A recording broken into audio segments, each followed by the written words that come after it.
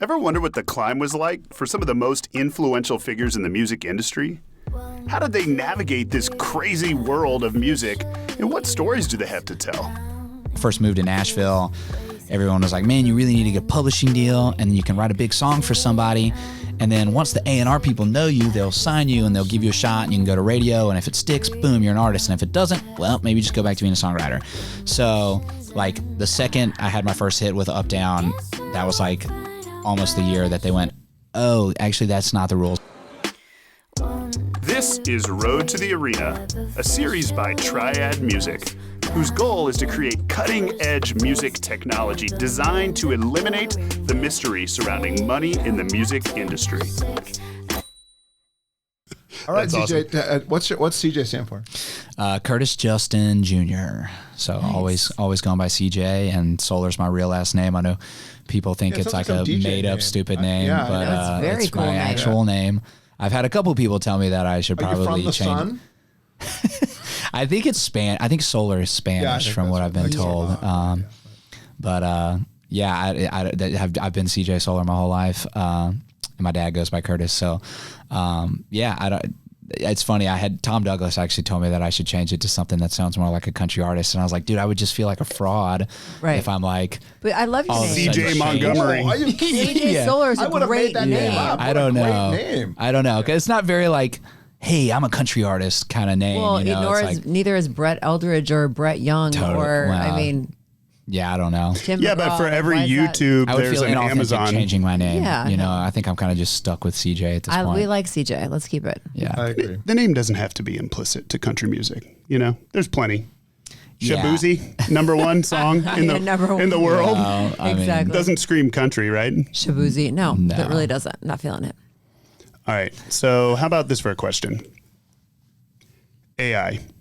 Is it gonna make music better, make it worse, take over the world, ruin the world? I think it's gonna make music suck, but music already sucks. So there's a lot of shitty music out there. Sorry, I don't know if- Absolutely. No, yeah. There's a lot of bad. I mean, you know, I have a feeling that one of my friends is like big in sync music, and she was saying that she thinks it's really going to affect her job of making songs for TV and film, where you're just saying stuff for the purpose of being background music. I feel Right. like that industry is probably gonna be pretty affected. I can't imagine the country music industry having songs being written by AI and then artists not singing. I Right. can't imagine. Like that's just, and even with seeing the rise of people like Zach Bryan and Tyler Childers and all of these things, it's almost like a bucking to the whole Nashville system of the last, I'd say probably 20 years of the music that's being pushed down everyone's throat being very inauthentic. And I think the fans are just kind of tired of inauthentic. And I think that's kind of what has sprung these Zach Bryans and, you know, whether you're a fan of that movement or not, I think the young kids are having their Nirvana moment of we're tired of the hair metal. We're tired of Right. I don't know if y'all follow, I think it's Rick Beato, that guy who's a music influencer, video guy, guitar player, but you know, he had a video where he was like showing how when you snap drums to the grid and you overtune the vocals, it just really sucks the life. Like he had one where he snapped a Led Zeppelin John Bonham drum part to the grid, and it just totally sucked the life out of it. You know what I mean? He's like, Well, John Bonham's always the head of the beat. exactly. Yeah. So he goes, you know, it's just, I think an AI doesn't know how to play Yeah. behind the beat. It's always going to be perfect, and it Right. just Right. really feels very formulaic. So I think that people like music because of the authenticity behind Right, it. absolutely. And I think it's going to be really hard to take that to include that. I don't know. Maybe robots will start to learn our faults and Right. somehow sneak them in enough to feel authentic. But I doubt think it. we'll be okay. Yeah, for like at least a little while. Do you know Hubert Payne, the drummer? I do not. Yeah, so he plays for Little Big Town. Okay. And you wouldn't think that like you'd have a drummer who's playing for Little Big Town who can put his bass just perfectly behind the beat and the snare just perfectly ahead of the beat. And it just feels so much better. Yeah, there's just something to that. And it's not, gosh, I don't think Like you I'm can thinking about calculate cutting it. my next record like off the click just to like just to see how it goes, and you know, and add a little bit more just movement, you know what I mean, instead of everything being snapped and everything 100%. being 100%. You know, I love that. Well, Gavin DeGraw's talked about that, like that in his heyday, he didn't really like how the record sounded, even though we're talking about some unbelievable songs. they right? were great. Oh, so Yeah, good. but he just thought because it was produced so well, it just lost a little bit of what made his voice what he enjoyed hearing. Yeah, I mean, there's a fine line between like a quality product and authentic. And it's really hard to do that these days because I mean, back in when Led Zeppelin was making records, they'd hole up in a studio and do drugs for like 6 months. Yeah, they had the opportunity. It's like I have to record a record I have to record like 5 songs in one day. Exactly. They got to spend weeks on one song. So we don't have the ability to woodshed quite as much with the players. So that just also adds to the players really needing to knock out their stuff and somewhat play it safe a little bit, just for the sake of speed when you're trying to record however many songs in 1 3-hour block of time. Right. So there's a little bit of that. But yeah, you also want the thing to sound good. So it's a fine line between. I mean, I know Zach Bryan was getting a little bit of crap or whatever you want to say for how kind of raw his record felt, but I think. He was doing that on purpose. Right. Yeah, obviously he wants the guitar to almost be slightly out of tune and the vocal to not be tuned because that's the vibe he's going for. Which obviously people are enjoying it. Yeah, if you heard working. Yeah, if you heard Duke Ellington play on a perfectly tuned piano, it wouldn't sound right. No. It's got to be a lounge piano. Absolutely. Exactly. Well, that's why recorded live is so good, even if it's in the studio. Yeah. No. Totally. Just, 100%. Right. Really Yeah. You just also have to be really good to do Yeah, that. exactly. Which is kind of the thing about most people who have record deals these days. Aren't they that kind good. of need autotune. Yes, they need it. A lot of people need autotune. Absolutely. Yeah, I mean, on that one. Yeah, it's totally interesting what you say because if you think back to things that really, really, really, really worked, the Beatles, their chord progressions, nobody would ever. I mean, their chord progressions don't make sense to anybody. Like if you well, they were just feeling it out, but they that whole 10,000 hours thing that they talked to, that book, whatever that book was, it's like Malcolm Gladwell. They woodshed it so hard that they were better than everybody else, and they were really writing songs that nobody else could write. Power of stimulants. Yeah, yeah, but because they weren't weed guys, they weren't drug guys, they were stimulant guys. They took this when they were performing in Hamburg. They took uppers to play. They played 12 hours. So the Silicon Valley of music. They learned that from the German military, apparently. Exactly, that's exactly right.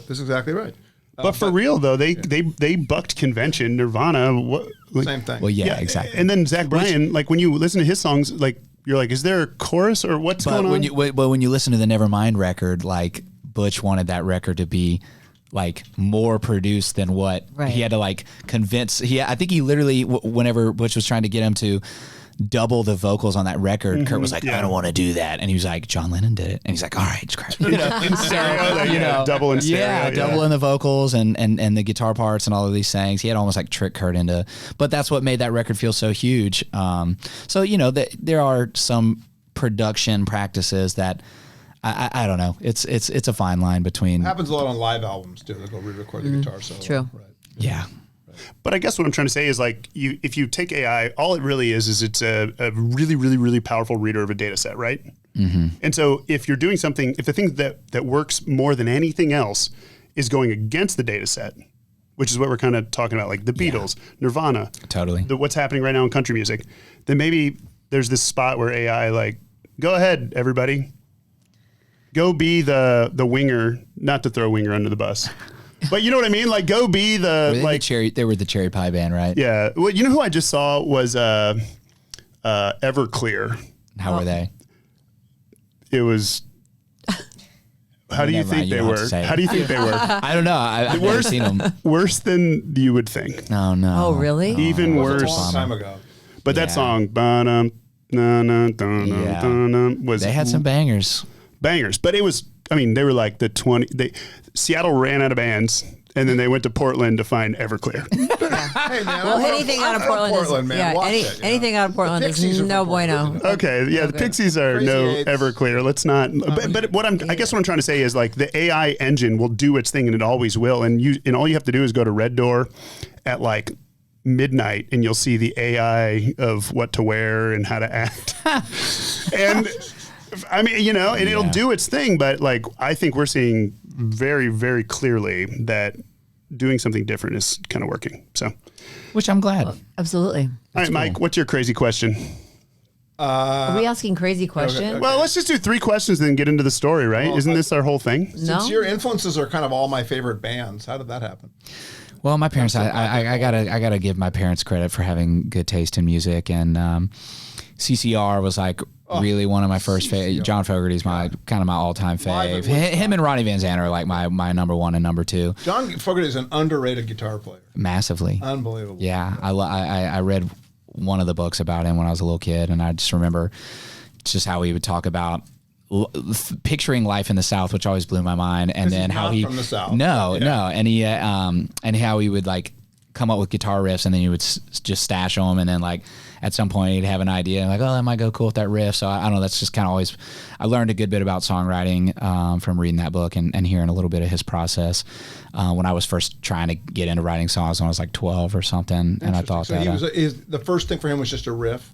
Everything came from well, I think a lot of his songs started from riffs, if I remember correctly, and then he would see something that inspired us, and he'd go, oh, that kind of goes cool with this riff. right, and write some lyrics. Yeah. Yeah, But- the guy was a genius. Yeah, he really was. Yeah, I saw a video of him singing. I can't remember.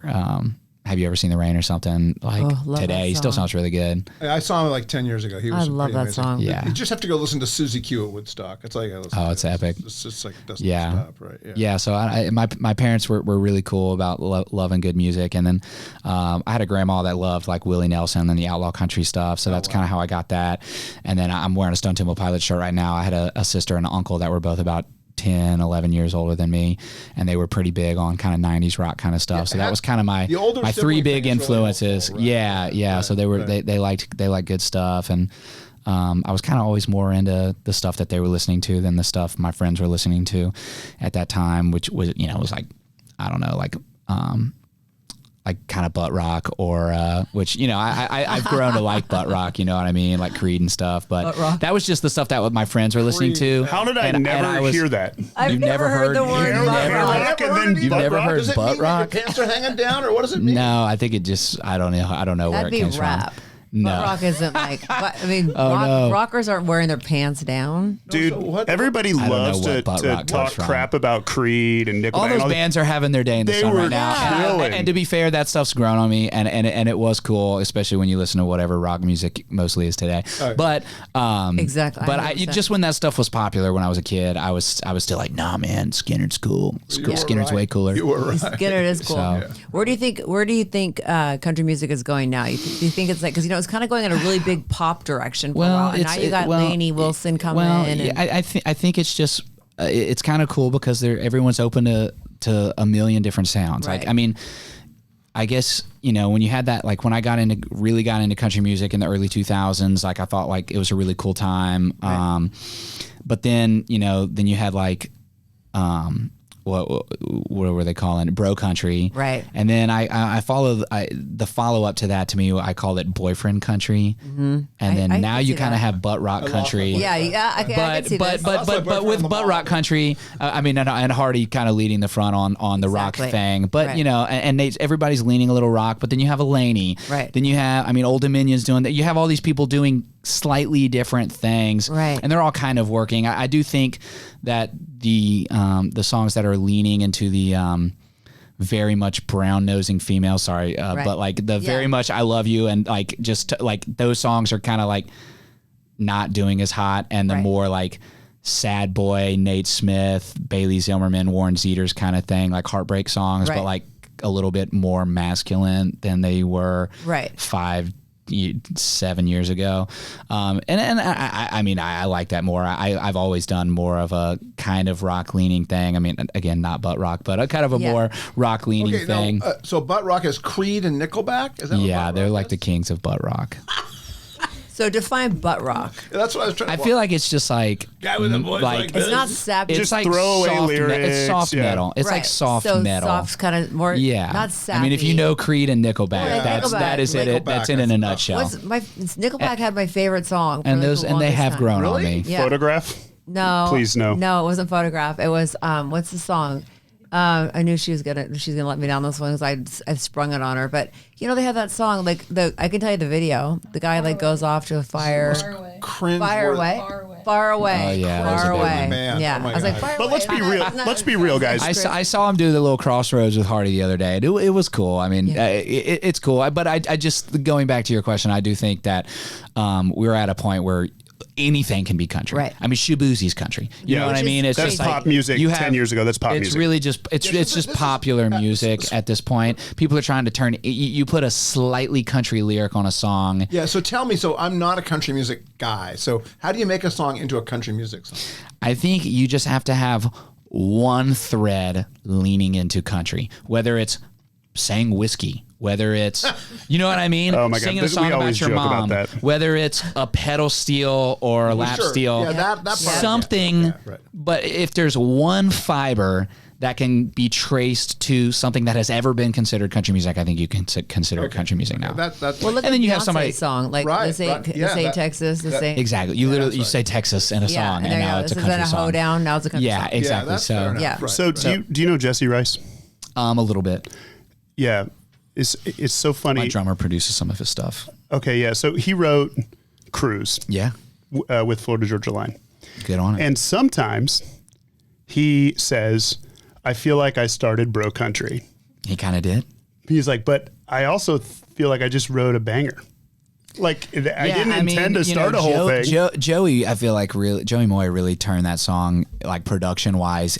I feel like that song just happened to fit the production style that FGL was looking for with Joey Moy. Which, if you want to trace it back, Joey produced Nickelback, so you can go, okay, well, Joey Moy kind of helped. Wait a create second. Butt I Rock. need to get the Joey- wall Joey filled Moy- with pins in string. Joey Moy Yeah. kind of created Butt Rock, or was it was definitely a big part of Nickelback and Butt Rock, and then he did FGL, Morgan and Hardy. So Right. I think Florida Georgia Line but those was the records first sound one. amazing. Those Yeah. records really do sound They great. really I mean, do. he's a great producer, but yeah. But I think FGL was the first group to come out and make it a little more rock. Yeah, if you remember, well, yeah, I mean, I can't remember if this song was before Cruise or not, but like Jake Owen, Barefoot Blue Jean Night. Yeah. You know, there's some of those songs where they were just like, hey, we're partying in a field and it's feel good.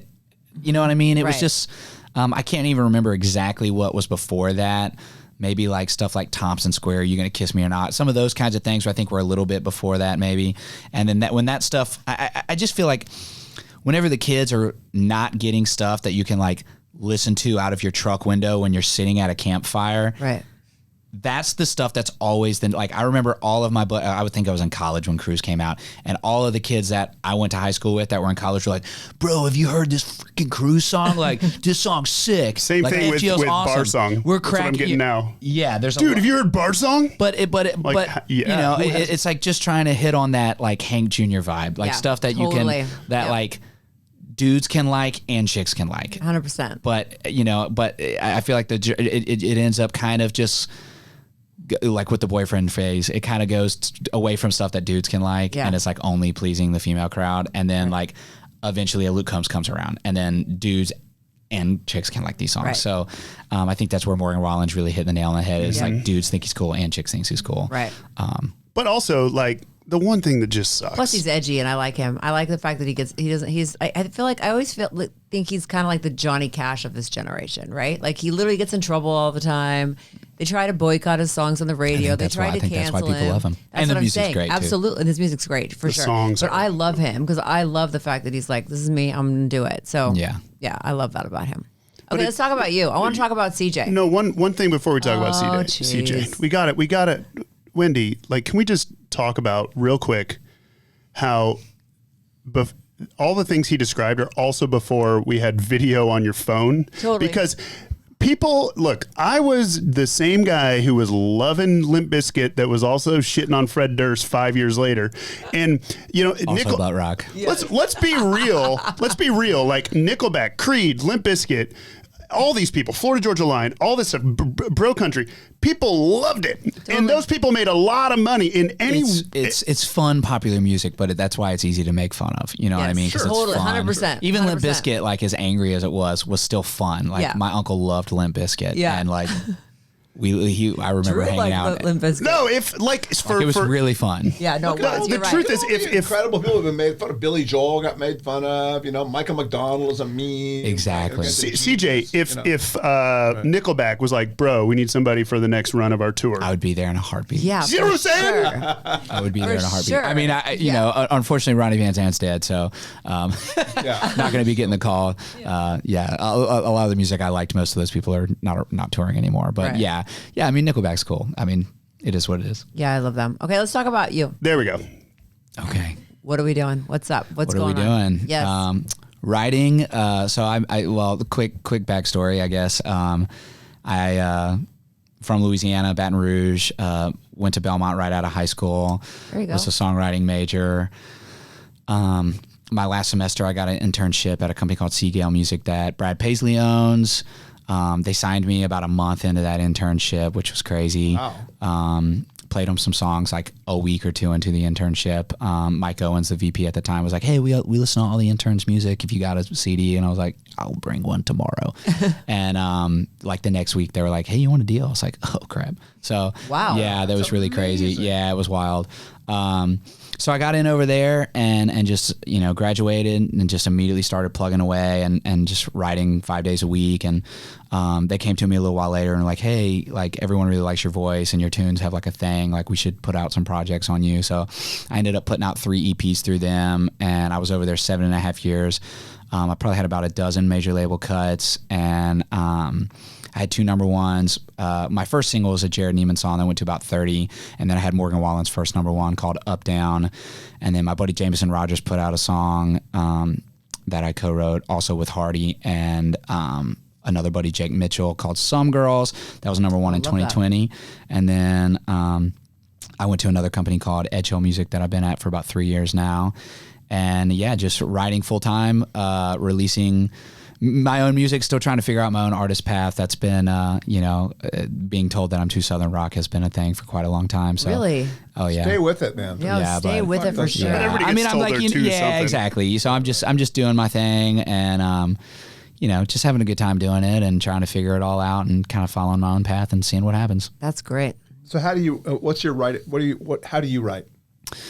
Normally show up to some office on the road about 11 o'clock and see what ideas I have written down on my phone, maybe some guitar riffs, and throw stuff out at the other people I'm working with and see what the best stuff is and chase that for the day and just see what happens. On the guitar? I write on a guitar pretty much every single day. I don't know how to do any of the computer stuff. I've kind of made myself not do it.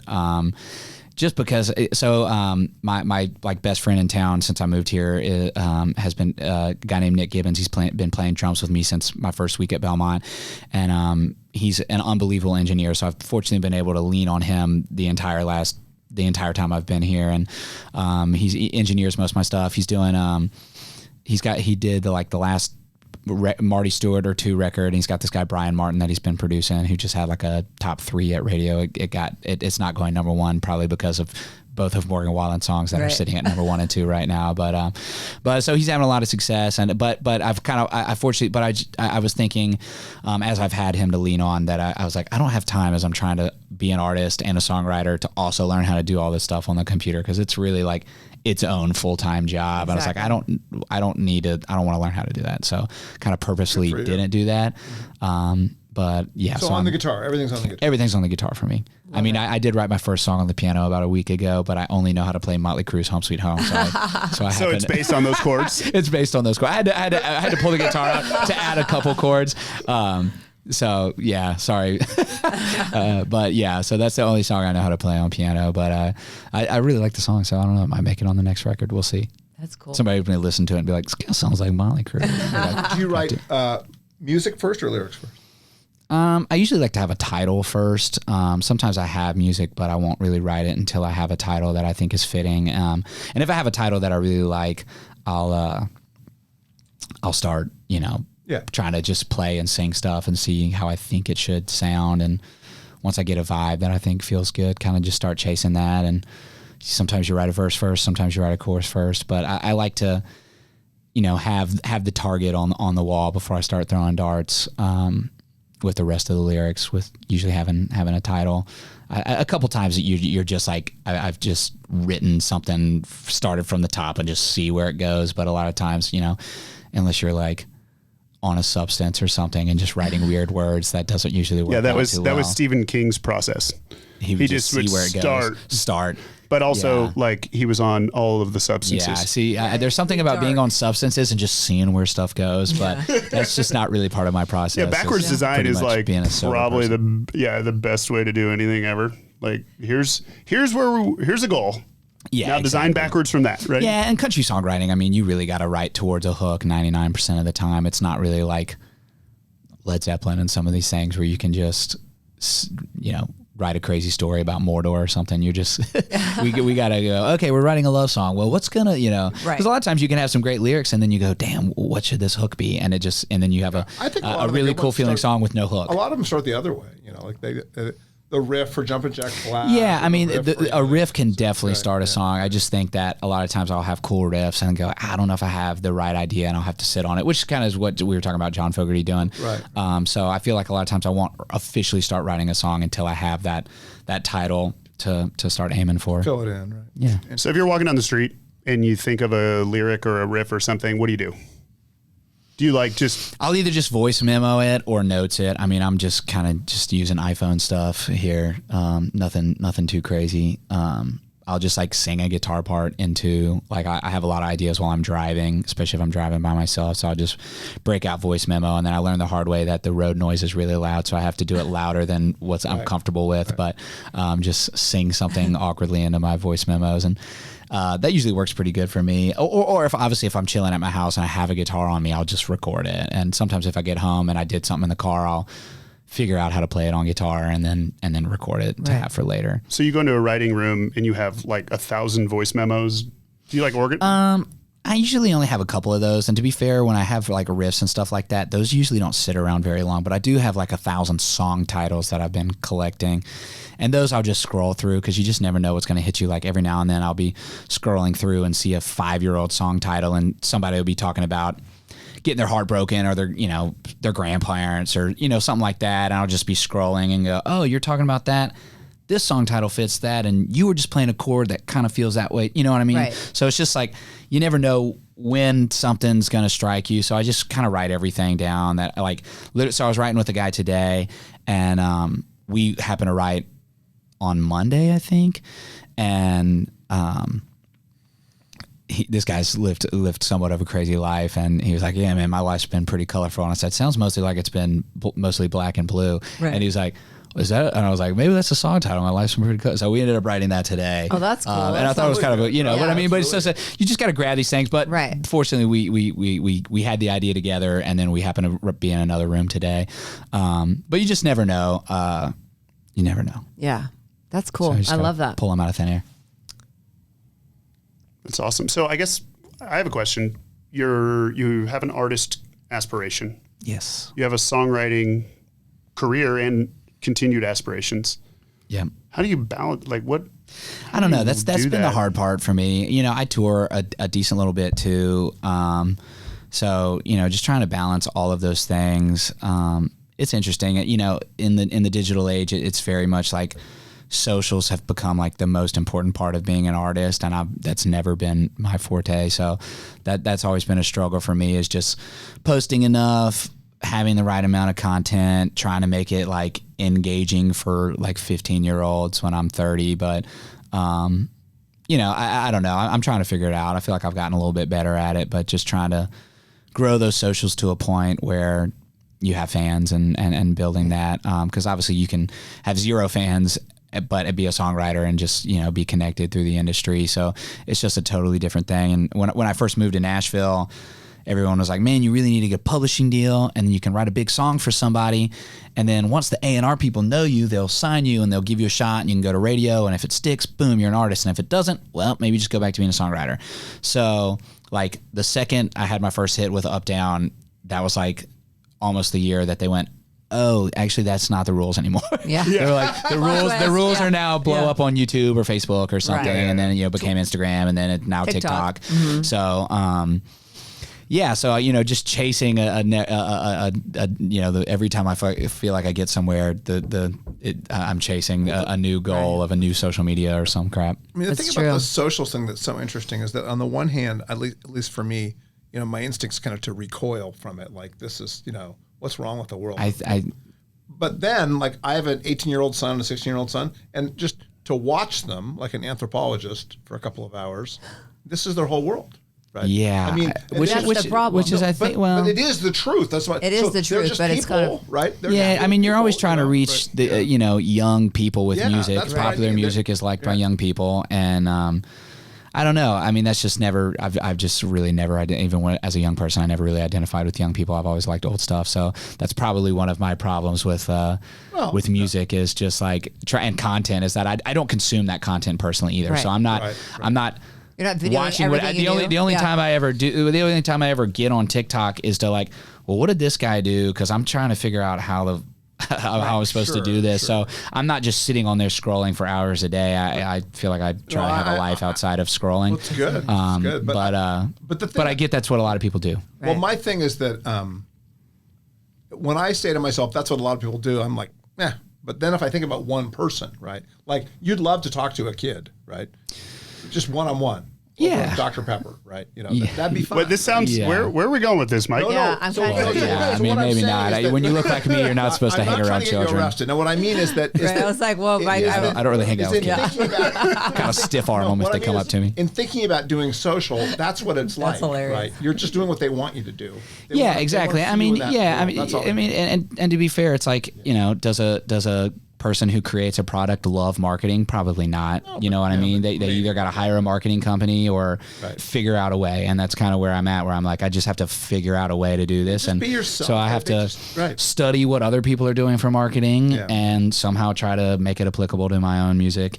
And I feel like I'm learning and I'm good. getting better at it, and I'm raising some money for a new project right now and going to start putting out some new tunes probably late this year. Well, I got a couple new tunes that aren't going to be a part of that project from my last one that I'm trickling out to hold me over until this new one. But yeah, I'm going to try to have a bigger push behind marketing. And, I think you really have to put money behind these things as well, as much as everybody wants to believe that there's just talked all about this that. natural, Yeah. oh, this thing just blew up. It's like almost But none it of these turns things. out if you got $60,000, you give $30,000 to them and $30,000 to them. Yeah, it goes a little exactly. differently. So I'm trying to figure out how to do that. So I think I've got a little bit of help for this next project, which I've never really had. I've really just put everything out, Right. And just kind of went, let's hope for the best, and that was not very intelligent. But yeah, but like you said, I haven't invested. Like I write pretty much 5 days a week from Right. like 11 to 3 or 4 every day. So it eats the bulk of my day. And honestly, until very recently, I'd wake up at like 10. Right. So most of the day was like, oh, wake up, go write a song, Right. eat dinner, hang to out a Red little Door. bit. Yeah, go to Red Door, hang out. So it's like, Yeah. okay, I'm really trying to just like be an adult Right. and like get up early, go to the gym, plan my day, Right. do intelligent things, market, but be more of a business owner than just like, I joked that, most of the first many years of being a professional songwriter, it was just like I jumped out of a plane without a parachute and I was just trying to hit the soft branches. I was like just trying to hope for the best, and I'm trying to be a little bit more intentional. So maybe next time I jump out, I'll have a parachute. But It's so funny that you talk about how the rules just changed. And it really is just, and they're constantly changing. well, yeah. they And, do. and a They're- lot of times people want to paint the big bad record labels, but really, like, sometimes you look at a system and you're like, everybody in that system's evil. But the truth is, it's usually just a bunch of people trying to keep their job. Yeah, exactly. I don't think it's about that. I don't think it's about them being evil. But I do think don't think that they're evil No, at not at all. all. I just think No. the rules They're are trying to always make money. changing. So for him to say, And there's less money to be like, made. he's always chasing a tail because it's like, okay, I got to this goal, but the goal just changed. So now you got to Well, go and to that unfortunately, goal. as a marketing person, I'm not trying to change the world with music. Right. I obviously I want to write great music, and Yeah. that's been my focus. But I need to try to take that same energy towards trying to be an artist. But yeah, like you were saying with the record labels, I don't, it's gotten to. I'm assuming you guys, everyone listening, has probably seen the show Shark Tank, and the music business has very much just became a game of Shark Tank. Absolutely. Because they will. You can go play them your songs and they'll go, wow, I love this product. What are your sales numbers? Right. And if you go, it's never even hit the market, they're going to go, cool, we'll go figure that out and then come back to us. Right. We don't care how good the music is, because they, to be fair, I don't think they can trust their gut anymore. And they've been wrong so many times, especially in the digital age, where like they would have never predicted Zach Bryan. They would have never predicted half of the people that have blown up, especially in this internet era. And these people become huge. And then so they're going, somebody told me this story, and I don't know if this is true, but that big private equity company bought a huge label at least 10 years ago. And after buying the company, went to the head of the label, and the guy goes, okay, so what's y'all's business model? And he's like, well, we basically sign about 10 artists, take all of them to radio. One of them becomes a hit artist. We drop the other 9, and then we rinse and repeat. And the guy went, I got a great idea. We'll just stop signing the other 9.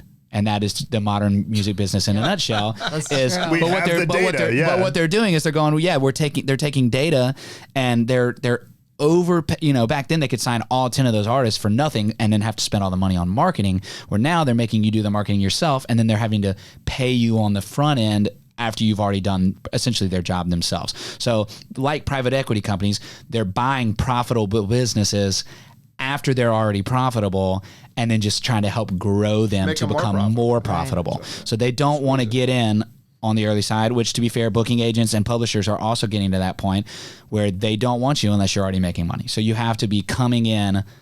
There's no development anymore. It's not like, wow, you seem like a good person. Well, it's not that the music business has ever cared about good people, but you seem like you've got talented. We want to exploit your talents. They're like, we don't give a crap about talent. Right. You could probably use AI as long as you don't get caught for your entire record, and as long as it blows up online, they'll be thrilled. And it can be the biggest crap in the world as long as it's the biggest crap. Wow, so it's been funny I thinking about that, but yeah, I mean, but to be funny, I wonder if the A&R people are going to, like, I joke that they used to keep like the good-looking, non-talented people around to justify their own existence, to still have a job, but now that they're only signing people that basically do the job themselves by becoming large on the internet, and then just really signing with them to like get past the gatekeepers of radio and playlisting and all that stuff. I'm like, man, are the A&R people going to still have a reason to exist in 5 to 10 years if these artists are doing all the legwork themselves?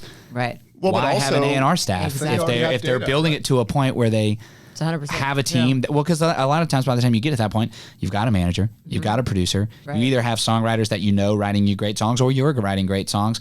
So what is the point of an A&R staff outside of just giving you a thumbs up and giving you the millions of dollars to come sign after you've already done all the hard work? It's true. Well, and there's the secret to signing more artists and having a development arm is reducing your headcount. To a degree. Like if you can reduce the headcount, it changes the entire business model. 100%. I think it's interesting though, because so we want to see people that already have success, and then we'll sign them, and then they're succeeding. But then now when we're on the ride, and we've got a number of major artists that are saying this is exactly what happens. You've got all these songs you want to put out, and the label is saying no, because you signed this creative control deal. So the deals are still pretty shitty. I mean, From what I understand, well, I mean, if you blow up really, really famously, then your deal can be whatever you want it to be. It's a distribution deal. It's more of a distribution deal. But there's usually creative control. I mean, I can't imagine that Warner has any creative control over Zach Bryan, but if you think of some artists that don't blow up quite as much as that, and I don't know. I don't want to name names for people who have minimal creative control, but I'm sure there are plenty of artists that got to a pretty good spot, signed a deal, and did give up some creative control. But like the big ones that are most recent that are like in the media complaining about it are Halsey and BB Rexa, and they've had a bunch of number ones, and they're really big, and whatever. And they're like, what the label literally won't put out a song unless I market it and blow it up on TikTok. Yeah, and it's like, well, but you've got this deal where you're giving up a large percentage of your royalties after a recoup, most likely, but they won't even market you because the model has flipped so much upside down where you're responsible for your own marketing. That's crazy. That's a little wild. Yeah, they're literally like, nah, you just go post a bunch of videos online, and ideally one of them goes viral, and then we'll take your song to radio. I had some label people talking about it. I can't remember where I heard this, but they're like, radio's the last piece of the puzzle now. So everything else, like you have to be killing it at playlisting. You have to be going viral. You have to be doing all of that. And then they take our song to radio, which is why usually a lot of these songs have already been out for like 2 years by the time they hit radio, because that's the last piece of the puzzle for now. So you have to do all of the other things. So then you got to, put out you might have to put out multiple singles and see which one streams the best, and then you pick one of those and go to radio. So, and it's really, which is only going to kill radio even further, because the fans are, by the time a song's hitting number one at radio, the real fans have already heard it for 2 years, and they're like, why is this song now number one? I heard that song 2 years ago. I mean, my Some Girls number one song with Jameson Rodgers came out in 2017, didn't go number one until November of 2020. That song was out like 3.5 years. Amazing. I had no idea. Yeah, but it took that long for him to get enough streams, get on a Luke Combs tour, get a major record deal. He put it out before he even had a major record deal. Wow. And then that song just kept hanging in there, and they going, this is the hit, and they just kept sticking with it, so but if you were already a fan of Jameson Rodgers, which probably not a lot of people were before he had a record deal, but to be fair, like they might have heard it a year later, and then they're like, oh my God, this song's been going to radio for like 2 years. Wow. And it just took so slow, but they're like, all of these things have to come together. So which is just, like I said, bad for radio when they're the last player to believe in things, back in the FM or AM radio days. They were at the forefront of 8-track. Well, you know what I mean. Like back, they were. I had an 8-track. I'm sure they were at the forefront of what was cool, and jockeys would play new stuff and believe in things. And now that's really become TikTok and maybe the DSPs. The DSPs are already also kind of getting to a point where they're not even touching things unless they're doing well on socials first too. Right. But it's amazing because we were talking earlier. Stations don't really. I mean, has anybody actually listened to a regular radio station besides XM or I mean, I think small towns really, which I think is why country music is still so big. Is I think a lot of those people are very late adapters to That's true. The digital streaming, but. I don't know. I mean, obviously they still exist. I mean, iHeart's $1 billion in debt or something. So who knows how long those have been rolled up anyway. Yeah, I don't know how long they'll stick around. I mean, they're mostly become conglomerates and are all rolled up. But I don't know. I mean, that kind of scares me as a songwriter too, because really the only way songwriters make money is the radio. Exactly. And so if that goes away, I mean, these streaming companies pay songwriters like nothing. Dookie. So it is. It's a little scary. It's one of the other. I mean, obviously, I'm never going to stop being an artist, but it's another reason to go. I got to do my own thing. Like I can't be like I got to get morning workout, be a businessman. Yeah, exactly. So that's we'll see. But it's gonna be good. All right. So the data-driven direction, the things that you're talking about, does it make music better, worse? Like what's? Well, I think it also makes it worse. I saw this funny video the other day of I can't remember if it's Liam or Noel Gallagher from Oasis was talking, and of course he's like a known butthole, but the video was hilarious because he's like the consumer doesn't know what they want. They're stupid. Did they want Jimi Hendrix or the Beatles? Or especially the White Album or whatever. You know what I mean? He's like, they didn't want Sgt. Pepper's. They didn't know. They don't know what good music is. You have to have somebody who knows good music tell them that, like, you have to have tastemakers, which is what the labels kind of used to be. But the labels also used to be ran by like people who knew music.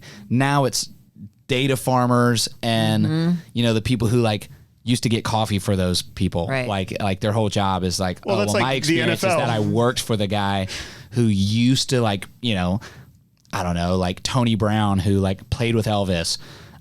Signed, Brooks and Dunn and all these people, and like produced George Strait, and like then they start running record labels. But it's like now it's just like the people that either do data or like used to like get Tony Brown's mail. So it's like so like the people are just, they're not super musically inclined people. So I don't think they know what good is, and then I think that's part of the reason they were getting it wrong so long, and then that's also why they're now transitioning to data, because it's just way easier to trust data than trust your own gut or your own ear on what's good and what's not good. What do you think about data-driven music, Mike? As a guy, it's interesting because this is your industry this is that you worked in, but also you're a music lover. So how does this all come together? Really interesting. Okay, so way back when I worked at Apple, I worked at Apple when we created iTunes and was really close to the process. And when we created it, at first it was just for ripping CDs, right, and loading your iPod. So that's what it existed for. In fact, it existed before the iPod existed, and it was for burning CDs. And then it was iPod. So anyway, these guys came to us who later became Pandora. And that guy was the first guy to do an algorithm that was not based on what you'd listened to. It was based on what it sounded like. Right? And that algorithm became the Spotify algorithm. Right? And so the interesting thing about that is that a lot of the algorithms are not based on, well, you like the Beatles, you'll like the Stones. They're based on you like this kind of chord and this chord. It's A minor or whatever the fuck it is. It's like that's so weird. That is weird. And that's how Pandora started. Was based on that. Wild. And because it's just music theory. The guy was a PhD in music and a computer scientist, and he had this idea, which is true, which is that if you like these kinds of songs, you'll like these kinds of songs, right? And it is true, right? There's no doubt about it, right? Well, that's also why they say radio sounds, a lot of people want to say the radio sounds the same, is because they don't want something to sound different because you might change the station. Right. No, so they're more about songs sounding the same than they are as like, oh, well, you like Chris Stapleton, so maybe you'll like X artist. But anyway, the thing that I thought was, I agree with you. The thing I thought was so interesting was that people don't even know this, right? They just think, it's one thing to say, like, you used to go into Blockbuster and they'd say, if you like this movie, which we're out of, you'll like this one, right? Yeah. But this isn't like that. This is like,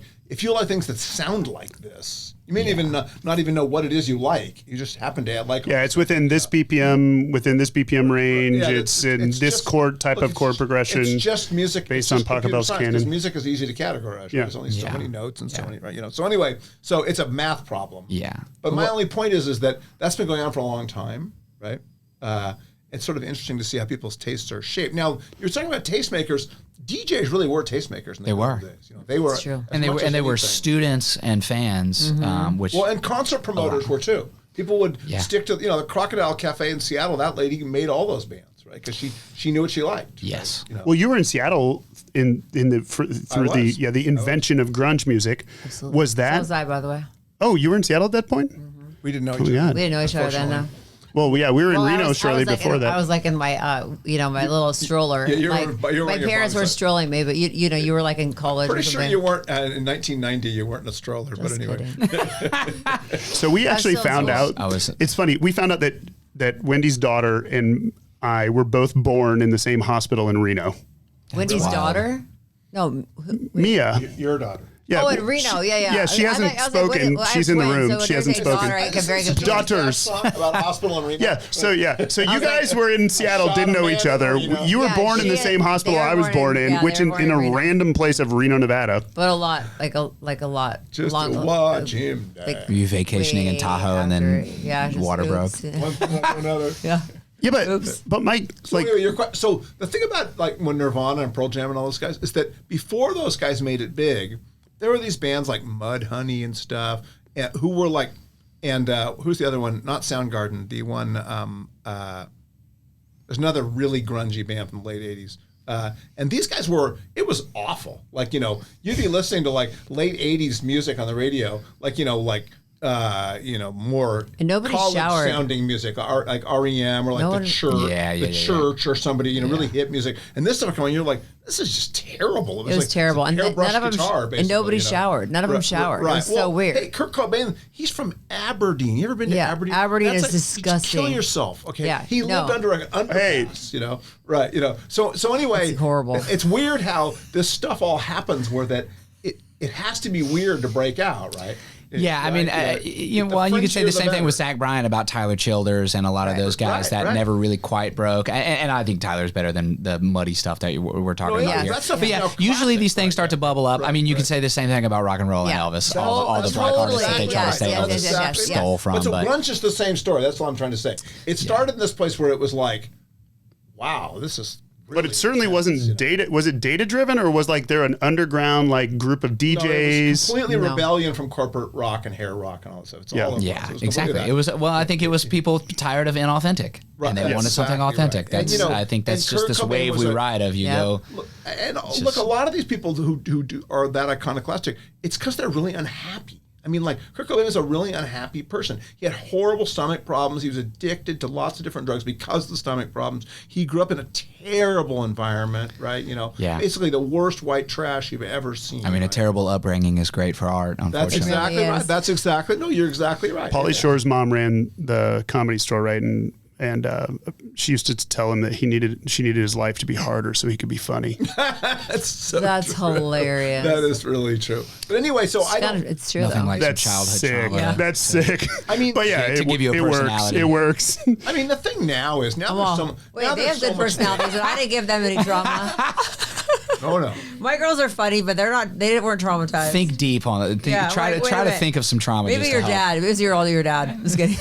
Yeah, it's always a convenient target. God bless his soul. Right. Yeah. But so no, the thing is that, you know, like now you have so much data, and those younger people are so glued to their phone, right? That like it's kind of. As me and I both look at our phone. No, we're like, I know. What? No. It's No, like I'm I kidding. managed to keep mine It in my was a joke. pocket for half No, an hour. I'm kidding. But like an hour actually. Yeah, so I'm actually proud of me. But so like it's like you can't not pay attention to the data. I mean, because it is, you know, the YouTube is my kids' television. They don't watch TV. Totally. They don't watch The Simpsons on TV. But I think with music, you need to listen with your ears as much as you listen with your eyes and the data. I agree. I agree. But I don't know. It's funny because like I would miss out on half the artists that are popular because I would just go, this sucks. I don't like this. And there's an audience for it. So I think that's where the labels are at, where they just go, we don't know what these kids are going to like. You know, I mean, I'm sure the people that ran the LA labels hated the fact that the Seattle artist broke.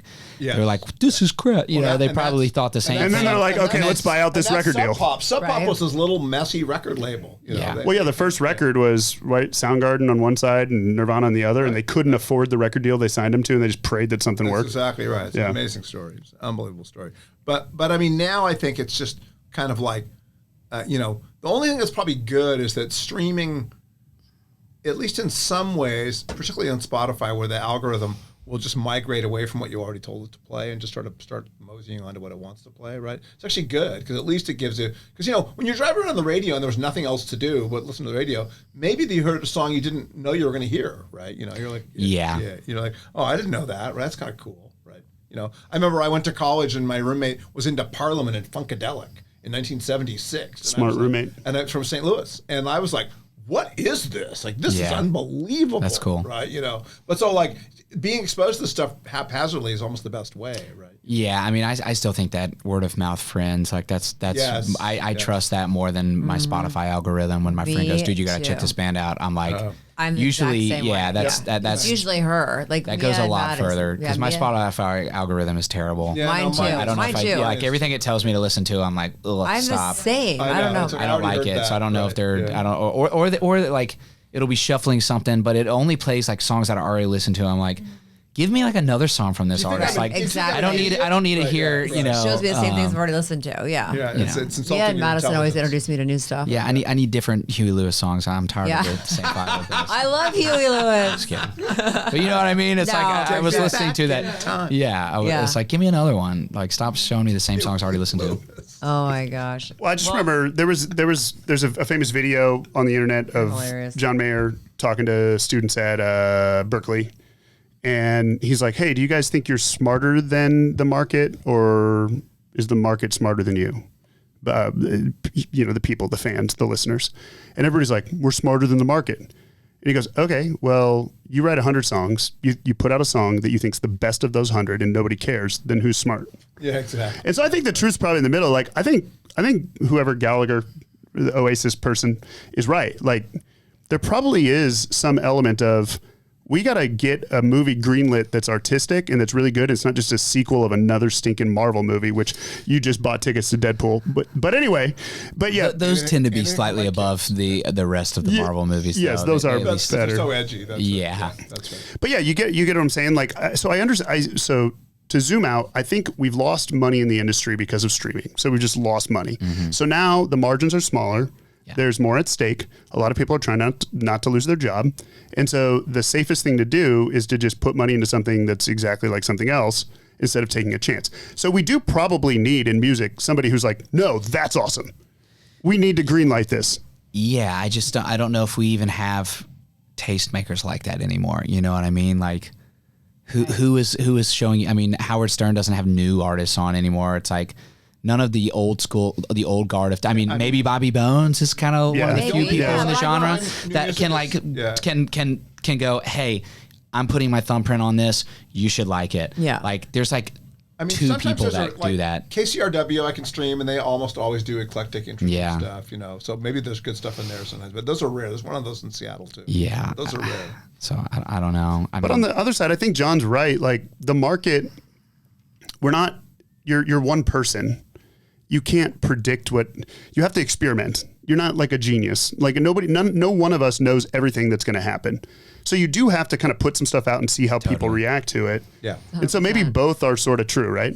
Yeah. One thing that's good about the way it is now is that the amount of friction involved in you getting a song out is so much less than it used to be, right? I mean, it's basically free, right? I mean, it costs that's what the Spotify CEO Spotify loves to tell you that because he's a shithead. But he's like, just put out more music if you want to make more money. I'm like, oh yeah. I mean, I don't know. It's to get into a studio and have a quality band play your song. Sure. It's not cheap. Still thousands of dollars. It's not cheap. You know what I mean? It probably $2,000 to $5,000 per song. You know what I mean? Distribute it. You can distribute it very cheaply. The distributing it is very cheapy. The recording it, I mean, to be fair, you can get on a laptop and hire a friend. You know, I mean, Billie Eilish and her brother made her whole record on a laptop. So I mean, if someone's good at that, but finding people who are actually that good and have probably still spent thousands of hours perfecting recording to then help you for close to nothing is not easy. You know what I mean? I mean, it's one, which is why I usually tell people, if you want to be an artist, move to Nashville as young as you possibly can,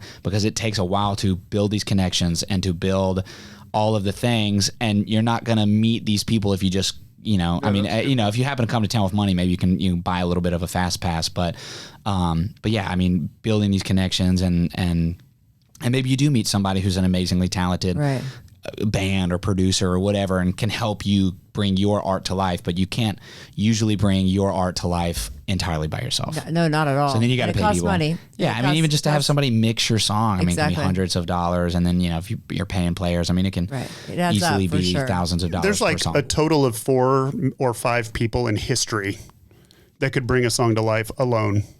Yeah, Stevie Wonder, right? Yeah, Prince, Jeff Lynne, Hunter Hayes. He couldn't do it by himself in the beginning. That's only because they made. But even then, they still needed a record deal. Exactly. Well, yeah, back then again, those recording costs were so much more expensive back then. So to be fair, the recording costs are. I mean, you can get most recording studios in Nashville. You can get for like a day for like $1,000 now. Right. So it's really not like that cost prohibitive. But again, but you need to do a couple. Usually, got to do a couple songs, and it ends up costing I don't know, $2,000 to $5,000 a song, depending on how you do it. Yeah. All right. Well, I'm excited for your new stuff to come out. So let's get. Tell us all about it. Plug yourself. What's the very next stuff coming up? I've got 2 more songs from this last little batch that I did, and it's kind of cool. It leans a little more rock than I had done. I wrote most of these songs with one guy, and I just thought they were cool, so I kind of batched them up together. But I thought I had a label that was going to help me out, and of course, So I'm self-releasing again on this batch, but I'm almost done with that, and I'm working on a new batch. So I'm actually hopping in the studio August 22nd with just a great band, Derek Wells and Evan Hutchings and a bunch of my favorite players in town, and I got a handful of tunes that I really love, and just kind of getting back to picking my favorite songs and getting a little bit of a committee to kind of listen to a bunch of different songs and people I trust and going, what do you like, what are we leaning towards? Of course, I guess I'm biased because I'm not sending them that many songs, but a handful enough to like kind of whittle it down, right? Because I was talking to my producer earlier, but I'm like, it's a fine line between like what I feel like is me as an artist, but what also feels like a hit and or commercial, and trying to ride that line between what I was like, well, what do I actually want to say, what do I like as an artist? And because when I write 3 to 5 songs a week, I'm sitting on 1 million songs. Right. So it's like, absolutely, it's very hard to just go, okay, well, I usually put out like an EP a year maybe. So I'm releasing 5 or 6 songs a year, and I'm writing 100 to 200 songs a year. So when is your release? I think the first one from this batch is going to be October 25th. Cool. Wow. Yay. Nice. Yeah, love it. So that's I mean, oddly specific date, but I've just been playing with that planning it for a little bit. Using I got a fun run of shows, but I'm not using any data at all. But I'm doing a run of shows back home, so it'll be cool to like in Baton Rouge. Yeah, I'm playing Baton Rouge and another show or two in Louisiana that weekend. Are you doing anything here locally coming up? I'm going to start doing a little bit of, I think I'm going to do kind of a broke down full band set at the local in Hendersonville coming up here in a little bit. Cool. All right. Well, how are we going to find that? How are we going to find out? Well, I guess whenever the local opens up, I'm going to do a little residency over there. So I'm not, I mean, if you follow me on socials, that's probably the next place. And then my current publisher owns the John Bon Jovi bar, so I might be doing something over there at some point, maybe an EP release or something. So you have to. I don't have anything hard followed. I'll follow you back, but I don't. Yeah, I don't have anything 100% booked in town at this moment. Yeah. But I'm working on it as I'm putting together all these plans and all this stuff. Yeah, I'm excited. Yeah. Sick. The girls and I'll come out and scream really loud. Oh, totally. I need as many woo girls as I can get. And one woo guy. All right, so one final question. I don't discriminate. He's gonna stick with the girls, okay? Okay, that's fine. I'm still there. I'm there whether it's appreciated or not. That's my business I'll strategy. Appreciate your woo. Just don't throw your underwear on stage, okay? Because that'd be really weird. Yeah, there's also some logistic goal issues that I can't imagine getting through. All right, so last question. As you look out into the landscape, you've been around a lot of things. You've seen a bunch of people blow up. You've written some great songs with some really great people. You look around at everything that's happening in Nashville. When somebody succeeds in this town, whatever that means, is it luck? Is it skill? Is it who they know? Is it money? Is it what helps a person make it here? I mean, I think it's a combination of a handful of those things. I don't think any one of those things on their own can make you. Money can't make someone who's not talented or at least remotely have some kind of star power talent, break them. But, I think having a really good team can help you a lot, whether it's a manager, a booking agent, a lawyer that's good at, connecting you with people. I think it's, again, a producer. I think it's really hard to do it on your own. So I think building a team slowly but with the right people can be huge. Obviously, talent, hard work. I've seen a lot of people who were talented but either didn't work hard or were just screw ups, get a little wear and then screw up a great what looked to be a great career, which that's always really sad. And a lot of times people goes, whatever happened to that guy? It's like, well, so there's a lot of the, and it's sad to see that. So I think it's just a handful of I definitely think there's a lucky break in almost all of that, but I don't think you get those lucky breaks unless you're talented in some way, shape, or form. You know what I mean? And usually that talent, or if you're not less talented, hard work. I mean, you can make up for a lack of talent with some hard work. So I just think it's any number of those things, but I don't think it can just be one of those things. I think you have to have a handful of them working together. What is that quote where it's like, luck is where hard work and talent come together. So I mean, I think you just have to be in the right place at the right time. A lot of times with this stuff. I mean, so most of my success is obviously on the writer side has been very luck of just writing with, a lot of the artists I've had cuts with were absolutely nobodies whenever they either recorded my song or I wrote a song with them, and then they just happened to be working hard and maybe my song helped them get where they were at, or they had other songs and I just got on the record. But it's really hard to predict what the ride and the path is going to look like for anybody. I mean, like I was saying, you're right. A lot of the artists that I've worked with in the past that I believed in, it's just like hard to know like who's going to be a really big artist and who's not. So I try to trust my gut on who the people that I either think are really talented or great people and that I believe in, and just try to work with people that I like working with and hope for the best. And maybe be a little bit more strategic, but I just don't want to really have success with people that I don't think are talented or good people. So I try to live by that, that guide of just enjoying what I do and working with good people. That's great. Awesome. Well, thank you so much for being here. Yeah, today. thank y'all for having me. Love it. Yeah, it's fun. It's been fun. Yeah, a lot of fun.